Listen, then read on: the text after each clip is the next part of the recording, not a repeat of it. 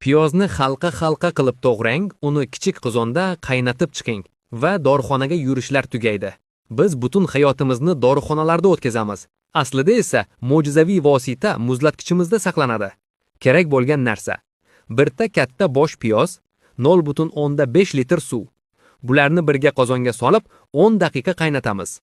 Piyoz qaynadimi, gazni o'chiramiz va suyuqlikni stakanga suzamiz.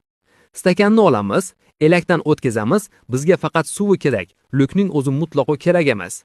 Suyuq qismini oldik, endi unga 1 choy qoshiq qanola yog'i, zaytun yog'i ham bo'ladi. 1 choy qoshiq tabiiy asal. Bularni yaxshilab aralashtiramiz, to'liq eriguncha.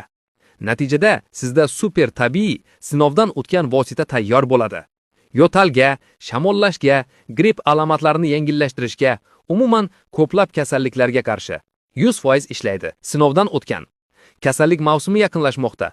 Eslab qoling, like bosing, kanalga obuna bo'ling, chunki men sizga minglab foydali maslahatlar beraman.